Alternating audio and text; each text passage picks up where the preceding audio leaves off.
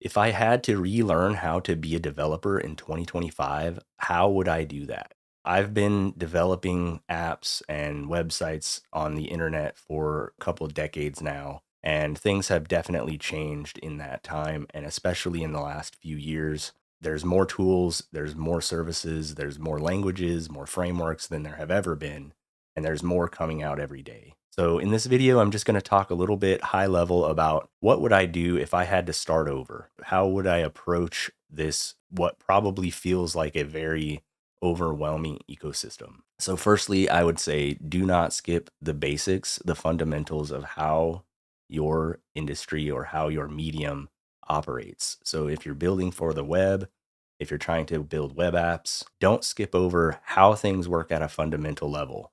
You don't have to learn it all deeply. You can learn as you go, but there's three foundational pieces that I think you should learn and look at and read about. Have AI help you talk about and understand these things. So number one, how does the web work at a fundamental level?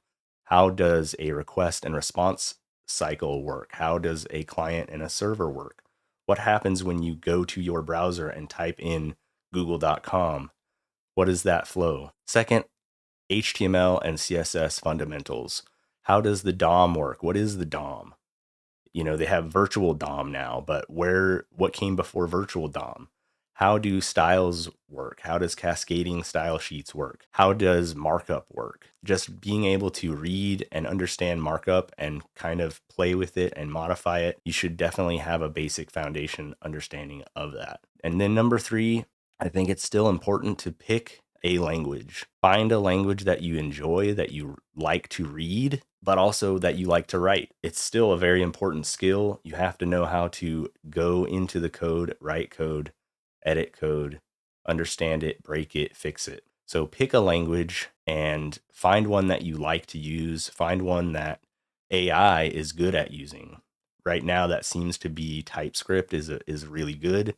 The type safety of it and just the immense amount of resources that exist for React is really good. Dovetailing off of that, I would also say pick an AI tool or ecosystem. Kind of in the same vein as picking a language, I think it's just as important these days to pick an AI ecosystem. If you can use open source, if you can run it locally, that's even better, but pick one of the big SaaS operators that you like. For me, that just happens to be Anthropic. For you, that might be OpenAI, Google. Pick one, learn those tools, use them. Keep an eye out on the rest of the industry, and you might see other things you want to try or that you like. But in order to be productive, I think you really need to be good at one of those tools.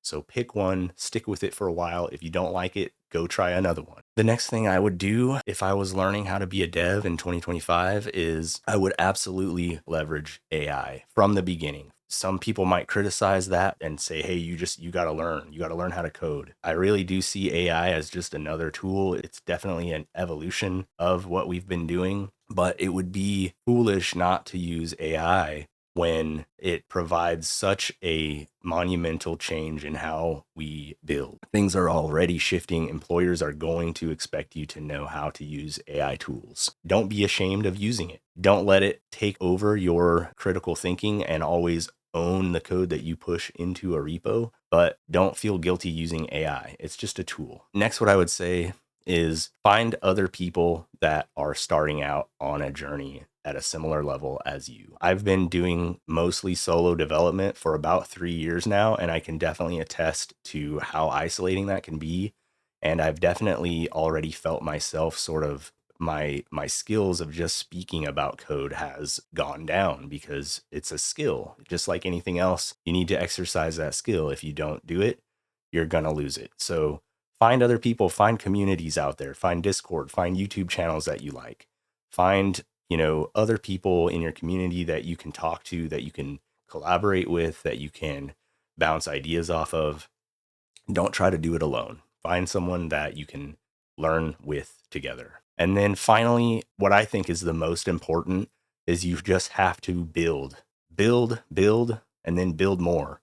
Break things, ship things, put things in production, share them with people. If you're not building, in my opinion, you're not really learning. If you're just out there watching YouTube videos but you're not following along and trying it out and doing it on your own with your own hands and brain, you're going to kind of just let that information wash over you. But, it would be as if you read a math book but didn't do any problems. So build build something. It doesn't even matter what it is.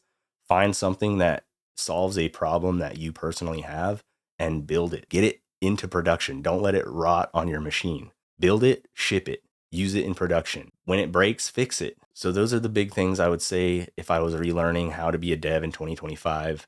And that's kind of what I try to do on this channel. My name is Ronnie. If you're new to this channel, I've been a developer for a long time, but I kind of am starting over in that sense on this channel because AI is new to everyone.